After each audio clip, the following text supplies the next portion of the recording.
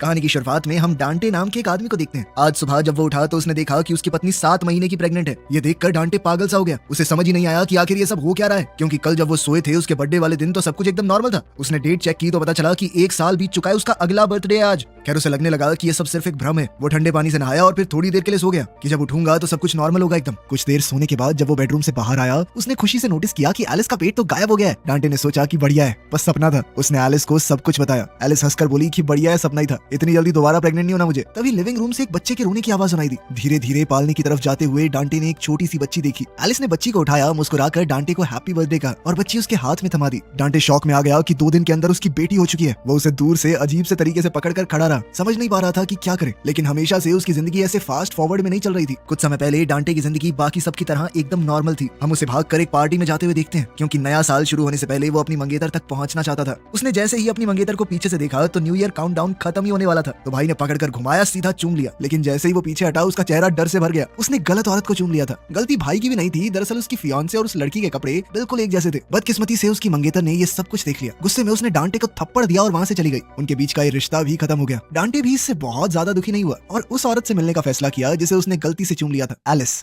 समय गुजरता गया, अब डांटे और एलिस साथ रहने लगे। फिर अक्टूबर 26, 2010 आया। आज डांटे का जन्मदिन है। एलिस ने एक सुंदर सा गाउन पहनकर उसे गाने और डांस के साथ जगाया। फिर उसके लिए बर्थडे पैनकेक्स बनाए। लेकिन डांटे खुश नहीं हुआ। उसे अब टेंशन हो रही थी, क्योंकि एलिस ने उसका अलार्म बंद कर दिया था और अब वो काम के लिए बहुत ज्यादा लेट हो गया है। डांटे ने जल्दी जल्दी कुछ खाया और भाग कर घर से निकल गया। कंपनी में पहुंचकर उसे याद आया कि भाई आज तो एक बहुत जरूरी मीटिंग है, मैं तो पूरी तरह भूल गया। उस समय एलिस घर पर आराम से पेंटिंग बना रही थी। दोपहर के बाद उसने कपड़े बदले, एक खूबसूरत सी ड्रेस पहनी और दोस्तों के साथ मिलकर बर्थडे पार्टी की तैयारी शुरू कर दी। पूरे घर को सजाने लगी। तभी डांटे का फोन आया। उसने बताया कि काम के बाद मुझे एक बार पापा के पास जाना पड़ेगा। लंच के टाइम पे मीटिंग थी तो जा नहीं पाया। दरअसल डांटे ने वादा किया था कि वो जल्दी घर आ जाएगा। अपने पापा के घर पर डांटे ने एक डब्बा दिया जो उन्होंने मंगवाया था। बैठकर उनकी लंबी कहानियां सुनने का मन नहीं था, तो वो जल्दी से गुड बाय बोलकर निकल गया। वो घर वापस जाने ही वाला था कि तभी कारपेंटर का कॉल आया। बाथरूम का नया दरवाजा रेडी हो गया है, लेकिन अगर वो उसे आज नहीं ले गया तो फिर कई महीने रुकना पड़ेगा। अपनी छोटी गाड़ी में दरवाजे को फंसाना बहुत मुश्किल था, पर फिर भी वो जैसे तैसे दरवाजा लेकर घर की तरफ निकल पड़ा। लेकिन किस्मत आज उसके साथ नहीं थी। रास्ते में बहुत ज्यादा ट्रैफिक मिला। जब तक डांटे घर पहुंचा पूरी तरह रात हो गई। दरवाजा खोलकर देखा तो उसके दोस्तों ने सरप्राइज बर्थडे पार्टी रखी थी। सब उसका इंतजार कर रहे थे। सबसे थोड़ी थोड़ी बातचीत करके डांटे थोड़ी देर के लिए निकल गया ताकि वो बाथरूम का नया दरवाजा लगा दे। दरवाजा लगाते वक्त उसका दोस्त आया और उसे एक खास गिफ्ट दिया, रोलर कोस्टर पार्क के टिकट्स, उसके 40वें बर्थडे के लिए। बचपन में उन दोनों की फटती थी उस पर बैठने से, लेकिन मन भी करता था, तो अब वो अपने बचपन की इच्छा को पूरा करेंगे। लेकिन डांटे ने मना कर दिया। उसने कहा कि मेरे पास इन कामों के लिए वक्त नहीं है। अब शायद 10 साल बाद जब वो बहुत मेहनत कर लेगा तो थोड़ा फ्री टाइम मिल जाएगा, अभी तो नहीं है। पार्टी में वापस आकर डांटे ने सबके तोहफे लिए, थोड़ा बहुत समय बिताया उनके साथ। फिर एलिस ने अपना गिफ्ट दिया, एक पेंटिंग जो उसने डांटे के बर्थडे के लिए खास बनाई थी। केक आया, कैंडल्स जली, सब मुस्कुरा रहे थे। डांटे ने अपनी इच्छा मांगी कि काश ये सब जल्दी से खत्म हो और कैंडल्स बुझा दी। उस रात एलिस डांटे की पसंदीदा मूवी का एक किरदार बनकर सामने आई। डांटे उसे देखकर बहुत खुश हुआ और उसने एलिस को अपनी बाहों में ले लिया और बत्ती बुझा दी।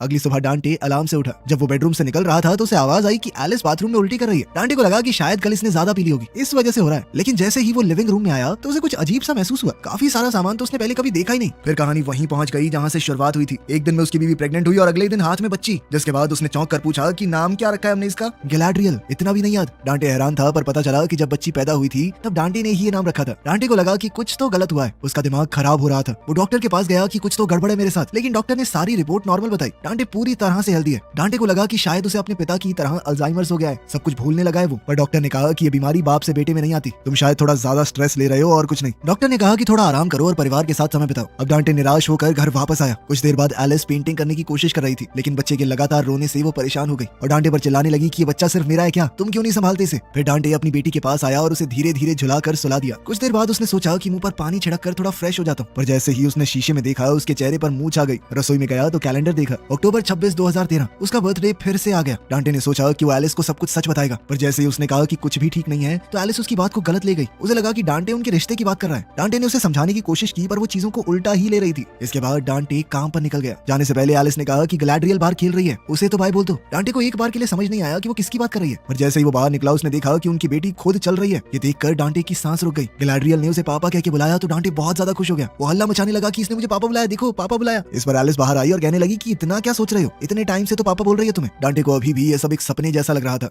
इस सब के बाद वो पार्क में गया और अपने बचपन के दोस्त वलेरियो को सब कुछ बता दिया। 3 साल उसने 3 दिन में जी लिए हैं। डॉक्टर के पास भी गया पर कुछ गलत नहीं मिला। वलेरियो ने सुना पर उसे भी यकीन नहीं हुआ। उसने कहा कि डांटे को शांत होकर एलिस के साथ बात करनी चाहिए। सुना है तुम लोग एक थेरेपिस्ट से मिलने वाले हो। ये सुनकर डांटे हिल गया। ये सब सुनने के बाद उसने फैसला किया कि वो नौकरी छोड़ रहा है। शायद इस तरह वो अपने परिवार को ठीक कर पाए। ऑफिस पहुंचकर वो सीधा डायरेक्टर के कैबिन में गया अपना रेजिग्नेशन देने के लिए। जब वो दरवाजा खटखटाकर अंदर गया तो कुर्सी बिल्कुल खाली थी। बॉस वहाँ था ही नहीं। इस कंफ्यूजन के साथ वो बाहर आया और लोगों से पूछा कि डायरेक्टर कहाँ है। ये सुनकर सब लोग हंस पड़े। उसने वापस मुड़कर देखा कि दरवाजे पर तो उसका ही नाम लिखा हुआ है। डांटे खुद डायरेक्टर बन गया था। चौंक कर उसने फ्रेंचेस्का को बुलाया। उसकी सेक्रेटरी ने बताया कि 8 महीने पहले तुम्हें प्रमोशन मिला था। जब पिछला डायरेक्टर रिटायर हुआ था, याद नहीं है? आखिर कंपनी के लिए तुमने इतना काम किया है। खैर डांटे को कुछ और तो याद था नहीं। तो फिर वो फ्रेंचेस्का से कहने लगा कि मैं रिजाइन करने वाला हूँ। और फिर फ्रेंचेस्का ने उसे बताया कि इस पोस्ट के कई फायदे हैं। इतनी अच्छी फैमिली इंश्योरेंस, इतनी ज्यादा तनख्वाह तुम्हें कहीं नहीं मिलने वाली। तब डांटे को समझ आया कि मैं अपने परिवार के लिए ही नौकरी पर रुका हुआ हूँ। उसने ये भी सुना कि फ्रेंचेस्का ने ऑफिस के एक आदमी से शादी कर ली है और डांटे ने ही उसकी हनीमून की छुट्टियों पर साइन किए थे। ये सब सुनकर वो पूरी तरह हैरान रह गया। थोड़ी देर बाद सब लोग उसके लिए एक बड़ा सा केक लेकर आए। ऑफिस से निकलते ही डांटे ने देखा कि अब वो अपनी सस्ती गाड़ी नहीं बल्कि महंगी लेक्सस चलाता है। तभी अचानक एलिस का फोन आया कि मैं थेरेपिस्ट के पास तुम्हारा इंतजार कर रही हूँ। डांटे ने कहा कि मुझे सब कुछ याद है, मैं बस वो थोड़ा एड्रेस भूल गया था। एड्रेस कहाँ पे बताना, मैं आसपास ही हूँ। थेरेपिस्ट के कमरे में डांटे कहने लगा कि कुछ दिक्कत नहीं है। अब दिक्कत हो भी कैसे, उसके लिए तो 3 दिन ही बीते हैं, लेकिन एलिस के लिए 3 साल हो चुके थे। खैर एलिस कहने लगी कि डांटे अपने परिवार को बिल्कुल वक्त नहीं देता, बस ऑफिस के काम में बिजी रहता है, कभी कभी तो ऑफिस में ही सो जाता है। ये सारी बातें डांटे को थोड़ी चुभ गई। वापस जाते हुए उसने कहा कि मैं ऑफिस में खुद को थकाता हूँ तुम्हारे लिए, ताकि तुम घर पे बैठ के अपनी वो आराम से पेंटिंग बना सको। ये बात एलिस को बहुत बुरी लगी। वो चुप रही पर उसकी आंखों में दर्द साफ दिख रहा था। आखिर में एलिस कुछ काम करने निकल गई और डांटे घर आया। उसके घर में खिलौने फैले पड़े थे। टेबल पर उसे फैमिली फोटोज मिली। उसने फ्रिज खोला, बियर निकाली, एक सिप ली और वापस रख दी। फ्रिज बंद करते ही उसने देखा कि फोटो गायब, उसकी बेटी तक का नामो निशान नहीं है। डांटे ने डर के मारे एलिस को कॉल किया। एलिस ने याद दिलाया कि हम दोनों ने डिसाइड किया था ना कि थोड़े दिन अलग रहेंगे। अब डांटे शॉक में पड़ गया कि हमारा रिश्ता कैसे टूट गया। उसने रोते हुए एलिस से कहा कि मुझे तुम्हारी जरूरत है, मैं तुमसे प्यार करता हूँ। उसने एलिस से उसका एड्रेस मांगा। एलिस ने कहा कि मैं गुड़िया को डांस क्लास में छोड़कर मिलने आती हूँ तुमसे। उसने फोन काटा ही था कि तभी दूसरा फोन बज पड़ा। उसे अचानक ही नर्सिंग होम से फोन आया। उसके बीमार पिता बालकनी के किनारे पर बैठ गए थे। वो नीचे कूदने ही वाले थे कि तभी डांटे भागा। वो ऊपर पापा के पास गया जो रेलिंग के ऊपर बैठे हुए थे। डांटे ने अपने पिता को समझाकर जैसे तैसे उन्हें रोका। घर वापस आते ही डांटे डर गया। फ्रेंचेस्का किचन में खाना बना रही थी। उसने उसे बर्थडे विश किया और चूम लिया। पता चला कि शादी के कुछ समय बाद ही उसका डिवोर्स हो गया और छुपते छुपाते पिछले 6 महीने से उनका अफेयर चल रहा है। डांटे हैरान है कि आखिर ये सब कब हुआ। तभी अचानक घर की घंटी बजी। एलिस वहाँ आ गई थी। घबराकर डांटे ने फ्रेंचेस्का को बाथरूम में छुपने को कहा। उसे एलिस से कुछ जरूरी बात करनी थी, इसलिए एलिस को ये सब पता नहीं चलना चाहिए। उसने दरवाजा खोला। एलिस ने धीरे से कहा कि मुझे तुम्हारी याद आ रही थी और पता है अब की बार मेरी पेंटिंग्स का सोलो शो होने वाला है। उनकी बातचीत के बीच ही डांटे बहुत भावुक हो गया। उसने कहा कि मैं तुमसे अब भी प्यार करता हूँ। एलिस ने अपने आंसू छुपाकर कहा कि मैं भी। पर फिर उसकी नजर टेबल के पास पड़ी एक औरत की हील्स पर गई। उसे सब कुछ समझ आ गया। वो पूरी तरह फट पड़ी। उसे अपने आप पर, डांटे के ऊपर, सबके ऊपर गुस्सा आ रहा था। वो भागती हुई वहाँ से बाहर निकल गई। उसके जाने के बाद परेशान डांटे ने फ्रेंचेस्का से भी रिश्ता तोड़ दिया। उसने सीधा कहा कि कभी यहाँ पर वापस मत आना। इस पर फ्रेंचेस्का भी गुस्सा होकर वहाँ से चली गई। लेकिन दरवाजा बंद होते ही लिविंग रूम से आवाज सुनाई दी। डांटे ने मुड़कर देखा, फ्रेंचेस्का फिर से वहीं खड़ी थी, हाथों में 2 कॉकटेल ग्लास लिए जो उसने डांटे के बर्थडे के लिए बनाए थे। डांटे गुस्से में फट पड़ा। उसने कहा कि ये सब कुछ गलत है। एक बॉस और सेक्रेटरी के बीच में ये रिश्ता नहीं होना चाहिए। ये सुनकर फ्रेंचेस्का को बहुत गुस्सा आया। उसने कहा कि ये सब तुमने ही शुरू किया था। खैर ठीक है, जा रही हूँ मैं, तुमसे तो बहुत बेहतर मिल जाएगा कोई। फ्रेंचेस्का के जाने के बाद डांटे ने सभी गेस्ट्स को भी वहाँ से जाने को कहा। उन सब लोगों को वो जानता तक नहीं था। उन सब के बीच बस उसे अपना एक असली दोस्त दिखा, वलेरियो। सब लोग चले गए तो डांटे वलेरियो से एलिस के बारे में पूछने लगा। फिर उसने बताया कि अपने 40वें जन्मदिन पर मैंने विश मांग ली थी कि काश ये सब जल्दी जल्दी निमट जाए। तब से ही ये पूरी गड़बड़ हुई है। उधर वलेरियो भी अपनी जिंदगी में बहुत उदास था। ना वो काम में सफल हुआ, ना परिवार बना, ना बच्चे। अब उसने शराब को ही अपना सहारा बना लिया था, लेकिन अब तो वो भी दर्द को भर नहीं रही। फिर उसे याद आया कि उसने डांटे को जन्मदिन पर क्या गिफ्ट दिया था, रोलर कोस्टर की टिकट, जिसे वो दोनों कभी इस्तेमाल नहीं कर पाए।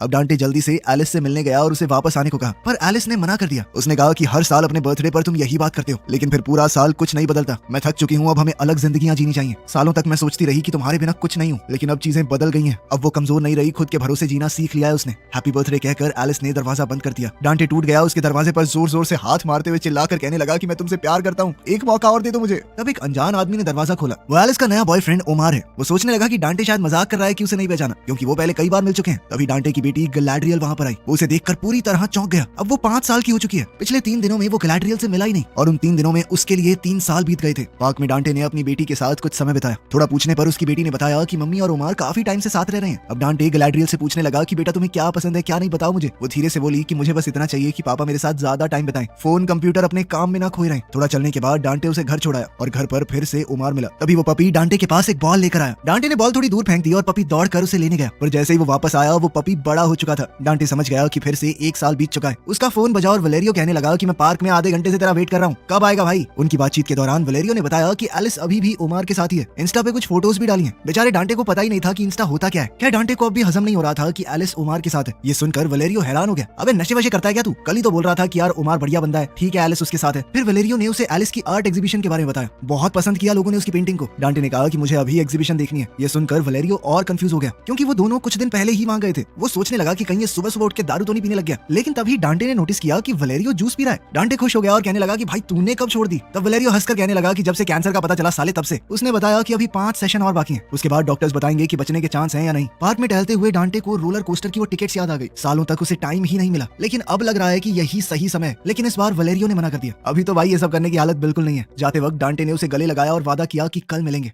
रात को डांटे एलिस की आर्ट एग्जीबिशन में पहुंच गया। पेंटिंग्स के अंदर उसे अपनी पूरी जिंदगी दिखाई दे रही थी। फिर वो वापस घर आकर पुरानी फोटोज को देखने लगा। उसे समझ आ गया कि अब एलिस को छोड़ देना होगा, जिंदगी को बदलने का वक्त आ गया है। बाद में वो अपने पापा से मिलने गया। उसने रोते हुए कहा कि मैं पूरी जिंदगी सिर्फ आप जैसा नहीं बनना चाहता था, लेकिन आखिर में मैंने भी आपकी तरह वही गलतियां दोहराई। उसके पिता बेचैन होकर बोलने लगे कि आज स्कूल से बंक मार के मैं अपनी दोस्त के साथ ना बीच पे घूमने गया था। डांटे समझ गया कि बीमारी और बढ़ गई है। उसके पिता अब अपने स्कूल के बाद का सब कुछ भूल चुके थे। अचानक उन्हें बहुत तेज खांसी होने लगी। डांटे पानी लेने गया, वापस आया तो कुर्सी एकदम खाली थी, सारी चीजें डब्बों में पैक थी। फिर से 1 साल बीत चुका था। होम केयर से निकलकर डांटे ने सबसे पहले अपने दोस्त वलेरियो को कॉल किया। जब उसने फोन नहीं उठाया तो डांटे घबरा गया। उसने सोचा कि मेरा दोस्त भी मर गया, लेकिन कुछ देर बाद उसे वलेरियो वहीं पर खड़ा हुआ मिला, जिंदा और एकदम तंदुरुस्त। दोनों एक दूसरे से गले लगे और जब बर्थडे की बात आई तो डांटे ने कहा कि भाई देख आज तो रोलर कोस्टर पे चलेंगे। इस बार दोनों बिना सोचे पार्क पहुंचे। राइड शुरू हुई और दोनों बच्चों की तरह चीखने हंसने लगे, लेकिन फिर बीच में डांटे बेहोश हो गया। जब उसे होश आया तो उसके ऑफिस से बहुत सारे मैसेज आए हुए थे। अब वलेरियो अपनी गाड़ी लेकर सीधा ऑफिस भागा। रास्ते में फोन पर उसने एलिस से कहा कि आज रात तुम और हमारी बेटी दोनों मेरे घर रुक जाओ। एलिस ने ना चाहते हुए भी हाँ कह दिया। ऑफिस पहुंचकर डांटे ने सबके सामने बोल दिया कि मैं अपनी सारी बची हुई छुट्टियां ले रहा हूं। अगले 3 महीने और 4 दिन तक किसी ने मुझे मैसेज किया ना, खाल खींच लूंगा उसकी। निकलने से पहले डांटे ने फ्रेंचेस्का से माफी मांगी कि मैंने तुम्हारे साथ गलत बर्ताव किया था। घर जाते वक्त डांटे एक एनिमल शेल्टर में रुका और उसने एक कुत्ते को अडॉप्ट कर लिया। ये उसकी बेटी के लिए एक छोटा सा तोहफा होगा। घर पहुंचने पर डांटे ने अपनी बेटी को वो पप्पी देकर सरप्राइज किया। उसने एलिस से कहा कि आज का दिन हम तीनों साथ गुजारेंगे। तीनों ने मिलकर पेंट किया, कपड़े बदलकर कॉस्ट्यूम पहने, अपने कुत्ते के साथ पूरा दिन खेले और पहली बार उन्हें एक असली परिवार की तरह वक्त मिला, जो डांटे को पहले कभी नहीं मिला था। डांटे फिर गैलाड्रियल के साथ बैठे बैठे उसे कहानी पढ़कर सुनाने लगा। जब उसने बैग से एक किताब निकाली उसे समझ आया कि वो किताब एलिस ने अपनी बेटी के लिए लिखी है। कहानी खत्म होते ही डांटे ने अपनी बेटी को कसकर गले लगा लिया और वादा किया कि मैं हमेशा तुम्हारे साथ रहूंगा। अगली सुबह जब वो उठा तो बिस्तर खाली था। वो उठकर बाहर चला गया और मुस्कुरा कर देखा कि एलिस, गैलाड्रियल और वो छोटा पपी किचन में है। कल डांटे का बर्थडे था। आज तीनों ने मिलकर थोड़ी सफाई की और उसके लिए पैनकेक्स बनाए। उस वक्त डांटे को समझ आया कि आखिरकार अगला दिन आ गया। डेट बदल गई थी, 27 अक्टूबर। एलिस ने उसके चेहरे को देखकर पूछा कि सब ठीक है। डांटे ने धीरे से हाँ कह दिया। थोड़ी देर बाद उसने सच बताया, पिछले कुछ सालों में मैं पूरी तरह खो गया था। समझ ही नहीं आया कि क्या कर रहा हूँ, किस लिए जी रहा हूँ। वो वक्त तो वापस नहीं मिलेगा, पर अब मुझे समझ आ गया कि आगे क्या करना चाहिए। इस पर एलिस ने कहा कि सिर्फ एक दिन में कुछ नहीं बदलता। जिस पर डांटे ने जवाब दिया कि लोग बदलते हैं। मैंने पूरे 3 महीने और 4 दिन की छुट्टियां ले ली सिर्फ तुम लोगों के लिए। इस बार चीजें अलग होंगी। मेरा